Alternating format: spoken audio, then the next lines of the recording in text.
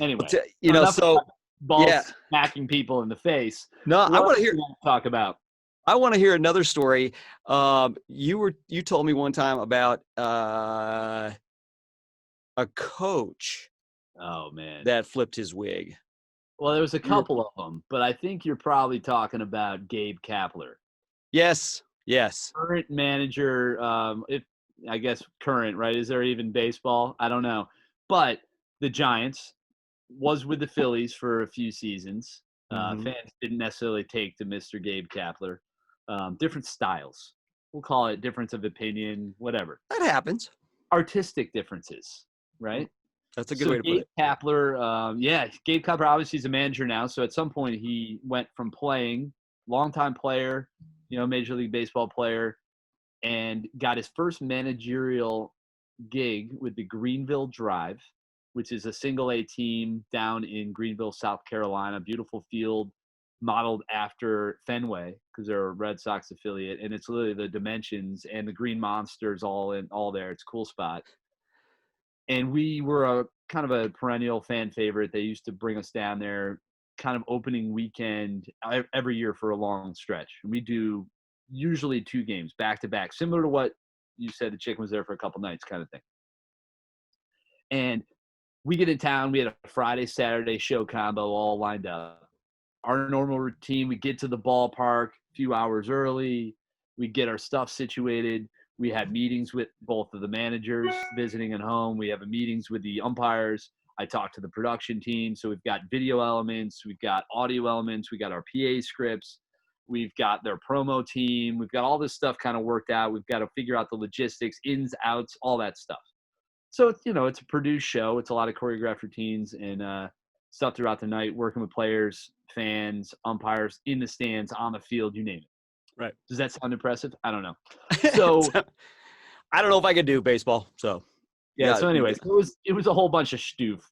And we get through the meetings. I had a nice chat with Gabe Kapler before the game, just letting him know. But he was the home manager, so we didn't really need anything from them. So we would borrow uniforms, jersey elements from the visiting team because I would plant one of my guys in a jersey and we'd set it up for a routine. This particular show, the way we had it set up, and Gabe, who was the manager of Greenville, I would just let him know, hey, our inning breaks are going to be this inning. So like end of 1, middle 2, end 4, end 6, whatever. And that way they would know if, say, they had a pitcher coming up, so for the home team, they would go at the end of the first inning or at the end of an inning, their pitcher would be going out to take the side for the top half. So they might want to hold him back a couple, like 15 seconds, just so that way when he's warmed up, they're not waiting for us to get off. Just that little extra buffer, stuff like that, little nuanced stuff. And so I went through all that, no problem.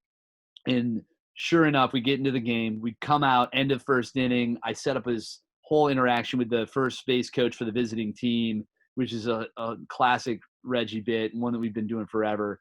And it involves establishing interaction. I try to get him to play nice and to dance and do a little something. And he ends up smacking this particular time. I think he was smacking me across the face after he goes for a handshake and then, kind of surprises me, which usually got an entire stadium boo, which was perfect. And that's when we knew we had him, right? If we got the boo, then I knew the next stuff was going to play, right? Right. So I'd get the boo, I'd play it off, make him the bad guy. And then during the inning, I would do a bunch of things. I'd sneak up behind him and goose him. I'd mock him behind him. I'd get up real close to him. He'd bend over. I'd stick my nose in his butt, and I'd pass out, all this stuff.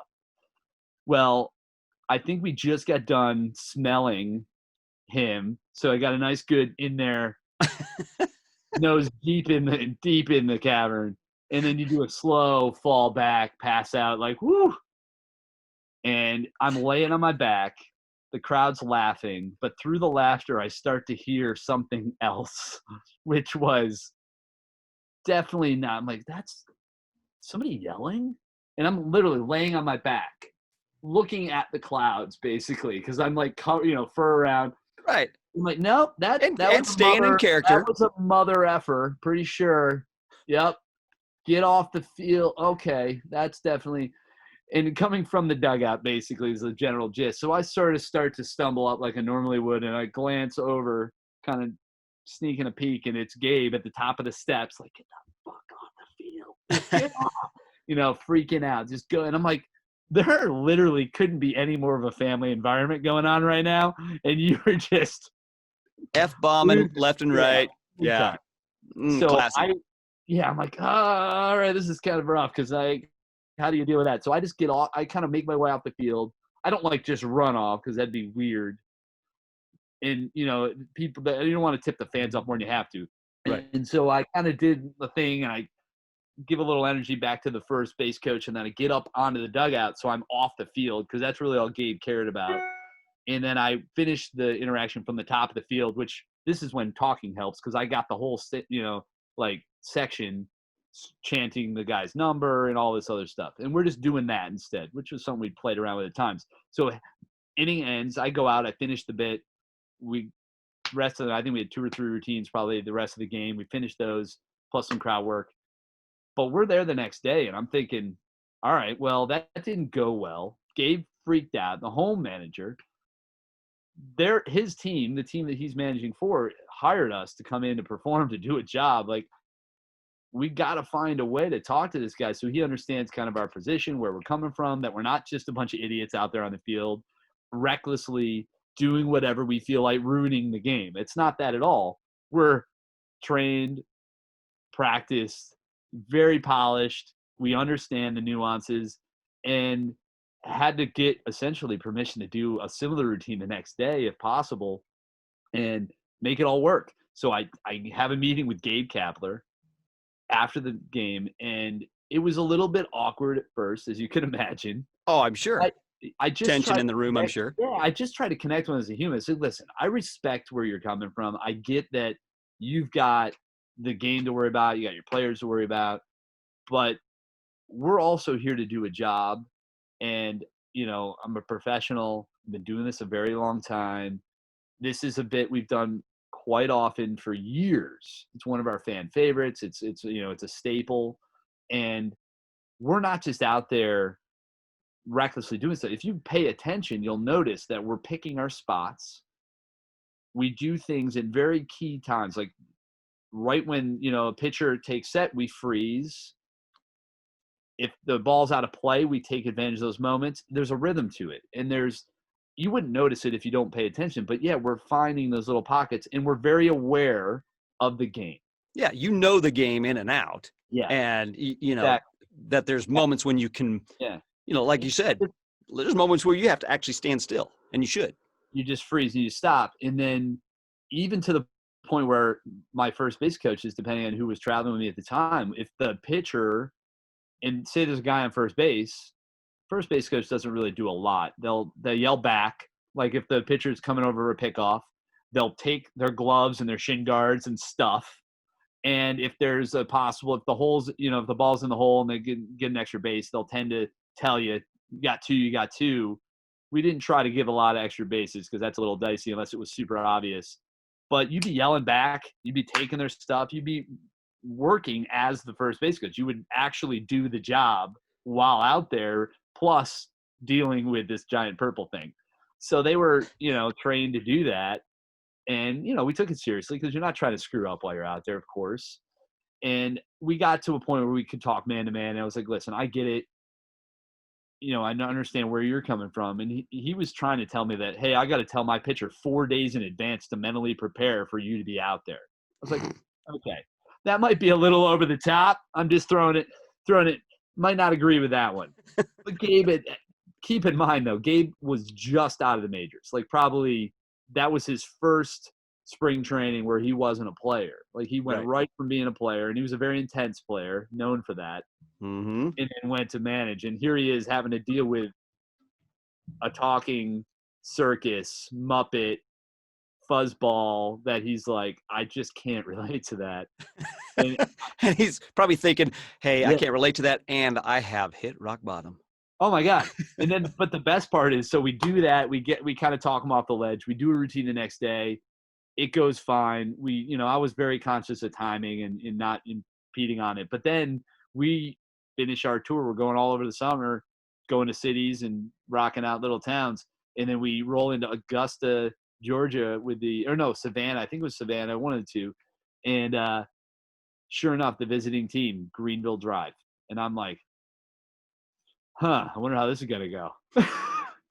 Because now. And you're thinking he's probably on board. He's I was like, I'm optimistic. We had the talk. I thought we came to terms. Yeah. We were able to get through another game without incident. It was all fine. But now I need him to give us his uniform so then we can actually coach first base for his team. He was having trouble with the idea his pitcher had to just have me out there as a distraction, let alone a functioning coach. Right. We'll see. So anyway, talk to him. Gives us kind of short, but he allows us to do it. Didn't really, it wasn't like, oh, good to see you. He was just like, yeah, whatever, all right, fine. So we get the stuff. We get all dressed up. We do the setup for the routine. We do the routine.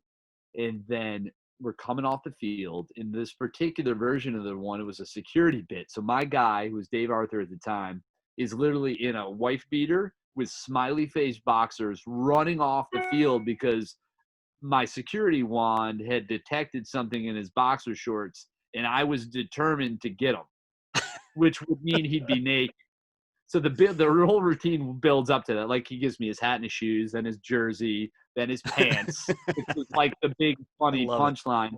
And then I would work around him and it'd be beeping and it would just go, and I would just hold the wand like right on his boxers and then slowly look up to him, knowing, as any good security guard would, I've got to figure out what's in there. Right. It's safety first. It's safety first, people.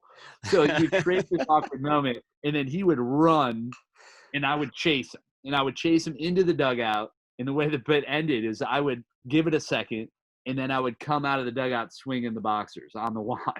Right.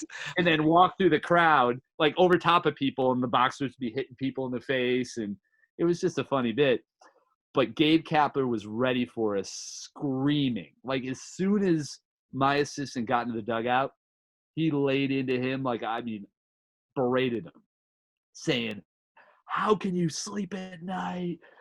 Just, all the expletives. And I had to defend my guy who's now in a pair of boxer shorts and a wife beater, and I'm in a giant Muppet. So how do you reason with a guy that's lost his mind in that scenario? We're in that tunnel in the bottom of this little dugout back corner area, which is a very tight space. Right. And you've got a fuming Gabe Kapler, a half-naked assistant, and a full-fledged Muppet. That's right, that scenario. Yeah. Done. Yeah. Good times. Great. Yeah. And that's actually when you started sweating. Of course. Yeah. It was like, well, right. The routine, I was fine. It was a breeze. We've done it. Didn't even break a sweat. But it was back there when I wasn't sure how far he'd go that it got a little crazy. And it was so fitting that he ended up being the manager of the Phillies. I'm like, well, that's kind of funny. He's now got to put on dramatic. Right. It didn't last. Wow. Well, I don't know if I've shared this story. I'll not. I don't want to play one up. So, yeah, one time I was on the on the court, and I do this half court shot, backwards half court shot, and I'm like, you should never, and this is just a rule, you never, if you're okay. Let me back up. My assistant at the time was Jim Tennyson. Okay. Yeah. He was a professional baseball mascot for a while. He was my assistant for a little while. Then he went to Dallas, and he was a mascot down there in a couple different scenarios. And so, however, there was the rule. There is just a rule. If you're my assistant, you never go out and touch the game ball. I, at the time, would shoot with the game ball because I was like, I don't want any question on whether this is a real ball, or if I'm really doing this, or, if there's some trick to it or whatever. So I would use the game ball every single time. However, this one time out, I don't know, out of the blue, Jim lost his mind. I go out to get the game ball, and, I would normally run out, grab it, go to center court. No big deal. Yeah. Nice routine. Right. This time, he noticed about the same time that I noticed that, and as I was looking around for the ball, where to go, I noticed it's in the referee's hand while he's having a deep conversation with either a player or a coach. I can't remember. Out of the corner of my eye, I see Jim run over there, to my horror, and lean into the conversation. So I say, excuse me, hey, Oh my God, I can only imagine that moment. yeah, he needs the ball for the half court shot. And oh my gosh, the referee turned to him and just started to chew into him. Yeah. And berate him right there.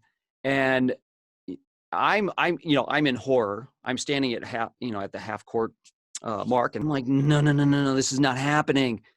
Just then, the referee turns to me and he's like, "You ain't getting this." And he walks towards me and sets the ball down near me, stands up and goes, "Don't you embarrass me. Don't you dare embarrass me." And he's screaming this as he walks past me over to the other end of the court. And he's like, "Don't you dare touch that ball. Don't you embarrass me." The whole place, of course, at this point is in an enormous, a deafening boo. Okay. Like, I don't need to help embarrass you, buddy. You're good. You are embarrassing yourself, my man. Yep. So I stood there kind of tapping my foot like, really? And I look over and I look at Jim and I'm like, well, what do you go get me a ball? Yeah. Go. And so he's like, "Oh, okay, I'm Johnny on the spot." And he runs across the court off into another tunnel. Yeah. And so I just stand there like a guy in a costume. No character, not overacting at all, just standing there looking around. The place is still just booing and booing and booing. And sure enough, 2 minutes go by through this whole, this is a whole 2-minute period. Yeah. Just then the buzzer rings as my assistant Jim is running out of the tunnel. I got a ball.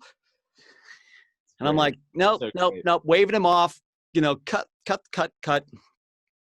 And so he doesn't run back onto the court, and I just turn and walk off the court like, yep, that didn't go the way I wanted it to. Anyways, I get back into the tunnel, and I get on the headset and I'm like, give me the next timeout. You got to give me the next timeout. Yeah. So go. Yes, I got the next timeout. Timeout happens the next timeout because, of course, they pull everything off. They change their plans, and I walk out there this time with the ball that I have, my ball, holding it up like, ta-da, I've got, as if to present it to the crowd, as if to say, I got my own. Okay. So I go line up, half court. We don't need you. Yeah. I line up, get all set. And then I look at the referee who's at a diagonal from me across the court and just give him the nod. Like, this one's for you, buddy. Throw it up. Sink it. First shot. Oh, man. Yeah. Perfect. I mean, that's perfect. Magic moment. Yeah. Right? So no expression from me. I just turn back slowly and look at him and start walking with my head down right towards him. As he's standing there with his arms folded, and I walk right up. As I get closer, I just put my arm out as if to shake hands. Of course, he at that point gets a smile on his face, reaches out, shakes my hand, and he goes, "Touche, touche." Perfect. Yeah, I mean, what could he do, right? I know. Crowd goes nuts. Wow. You needed to make that shot, though. Oh. That would have been brutal. Imagine if you just sat there and tried 10 of them. Right. Imagine how different that moment would have been. Oh, my gosh. How did it go in on the first try? I mean, it was just magic. Yeah, somebody was looking out for me that day. But the comedy angels were on your side. That's right.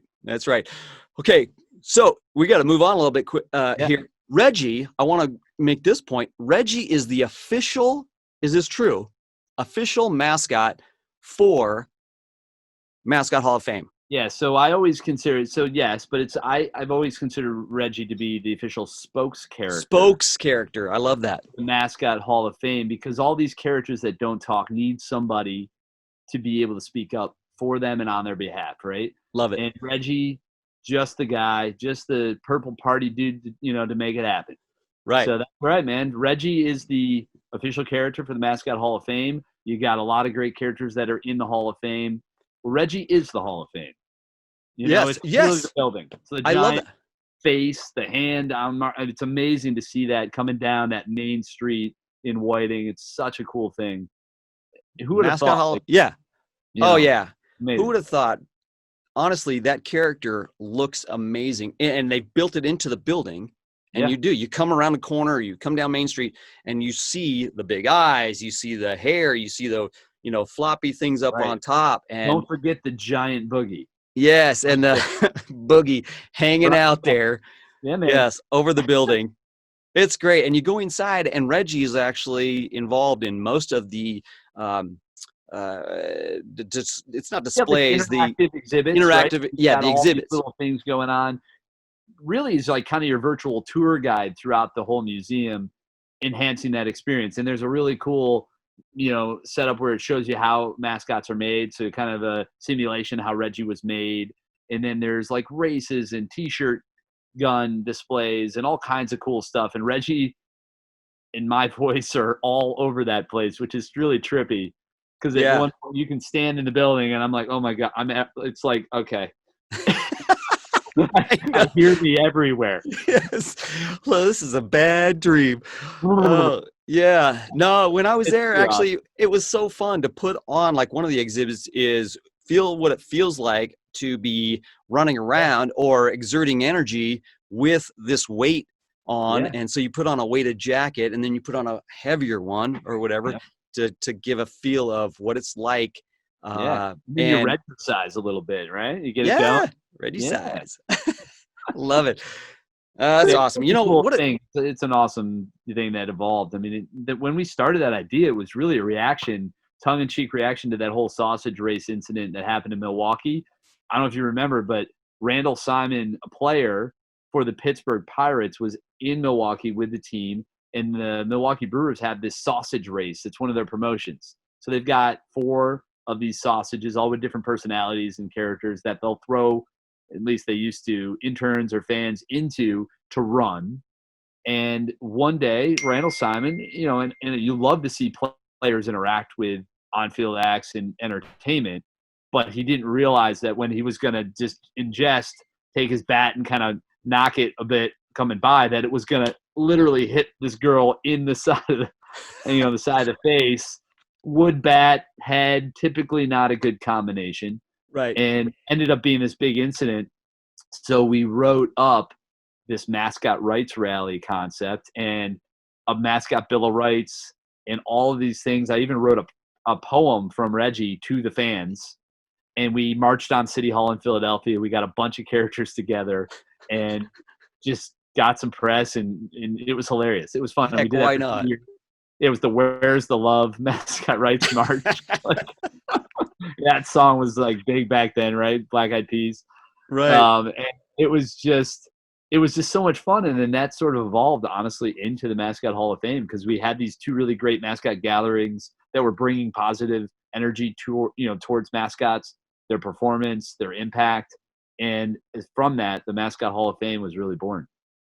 What a big thinker. And I love that and Dave Raymond is a big thinker, and you guys were a great team. And I think that one thing I've always admired about you is how outside the box you think, and your sense of humor, your personality, your projects are always just out there, and you just have a way of bringing these things to life. The characters, the business sense that you have as well. Something I really admire. I think there's some real brilliance in between those ears of yours. So, yeah. Well, I have no idea. It might be that, or it could just be a cracked lens that possibly gives me a different perspective. Who knows what it is? But no, I appreciate that. And, I think, I've had a lot of great influences, and through that, I've kind of had the ability to gain some perspective. I think traveling as a kid helped a lot to open up your mind and just get you to think different ways. And,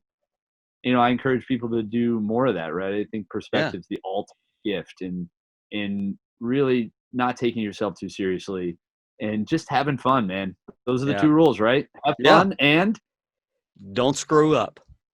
don't suck. Come Oh, on, don't say it right. suck. Don't Yeah, suck. don't suck. Yeah, have fun and don't suck. Don't suck.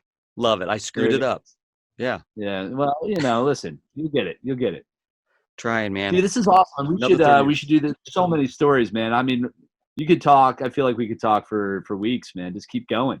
Yeah. Lots of stuff and Well, you've plenty got to come. tons of experiences, and I'll have you back on here, man. I honestly, I just want to, like, maybe sometime we'll just bring up a bunch of YouTube videos or something and sit and watch them together, record it. That's actually, if we could do like one of those, like the gamer, type video, There like you go.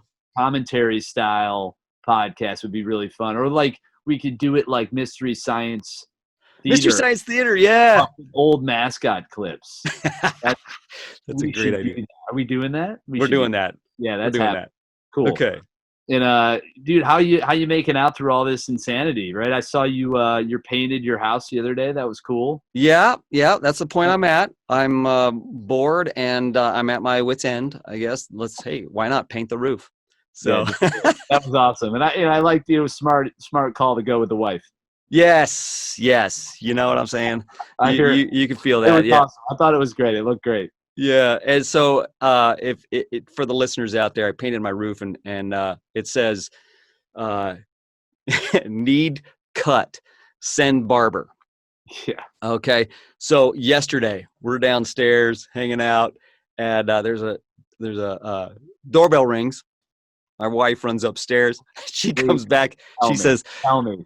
She goes, "Okay, so this kind of takes the cake." We've had people swing, like making a U-turn on the street to, take a picture out the window. We've had people walking by, riding their bikes by. I mean, people just stopping by, taking pictures and all kinds of stuff, and selfies and everything. Right. So, this one took the cake. She says, I go, "Who was that?" She goes, "That was a barber." I knew it. Yeah. That was a barber at the door, and he had a full mask on, and he's like, "Hey, does somebody really need a cut here? Because, like I have a chair in my car. I'm bored. Yeah, I could cut hair right now if you wanted to." She's like, "You had to let him. Come on, I would have let him do it." I was in full costume. I was filming something in my little studio. Well, somebody else should have stepped up, and you should have embraced it. I should Come have. on, man. One of those magic moments I've just missed. Well, hopefully you'll have more. And luckily, the universe tends to bring them around. You just got to be aware. That's right. Keep my eyes and ears open. That's it. Change. That's the only thing we can count on, right? That's right. It's going to keep spinning. Oh, man, luckily. And to tell everybody a little bit more about you, you've got a production company now. And we didn't even talk about that. Give me a quick rundown on that. Yeah, King Creatives is the production company. So we're a full-scale video production and audio recording studio. So it's really been an awesome, for me, an evolution as I've continued to connect with audiences in different ways. So whether it's in a sports environment, performing as a mascot, or on stage in some kind of theatrical performance, or on camera as an MC or a host, or you name it, it's always been about connecting with an audience. So what we do is we get lost in people's worlds and we help them tell their stories. It's a beautiful thing. Love it. And so they can get a hold of you at King Creative. KingCreative.com. You can use my direct email. It's very simple. It's C Bruce. So C for Christopher, Bruce at KingCreative.com. We can go almost anywhere, so no limits there. Tough to travel right now, but we'll see when this later on, if you're listening to this and COVID-19's behind us, we can go anywhere. And, there's no limit to that, right? So let's get creative. Let's have some fun. Let's tell some stories and, love it. Enjoy ourselves while we do it. All right, brother. Live it up. It is what it is. Stay healthy. It is what it is. Stay safe. Stay awesome.